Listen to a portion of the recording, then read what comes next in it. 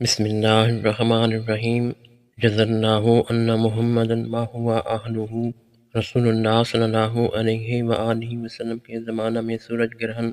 اس دن لگا جس دن آپ صلی اللہ علیہ وآلہ وسلم کے صاحبزادے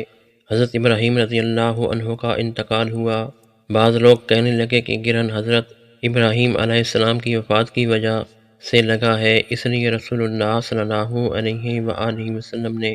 فرمایا کہ گرہن کسی کی موت و حیات سے نہیں لگتا، البتہ تم جب اسے دیکھو تو نماز پڑھا کرو اور دعا کیا کرو۔ صحیح بخاری حدیث نمبر 1043۔ حضرت مغیرہ بن شعبہ رضی اللہ عنہ فرماتے ہیں کہ رسول اللہ صلی اللہ علیہ وآلہ وسلم کے عہد مبارک میں سورج کو گرہن لگا اسی دن جب ابراہیم رضی اللہ عنہ فوت ہوئے، تو رسول اللہ صلی اللہ علیہ وآلہ وسلم نے فرمایا، سورج اور چاند اللہ تعالیٰ عز و جل کی نشانیوں میں سے دو نشانیاں ہیں، ان کو نہ کسی کی موت سے گرہن لگتا ہے اور نہ کسی کی زندگی سے، اس لیے جب تم ان کو گرہن لگا دیکھو تو اللہ عز و جل کو پکارو اور نماز پڑھو یہاں تک کہ گرہن زائل ہو جائے۔ صحیح مسلم حدیث نمبر 2122۔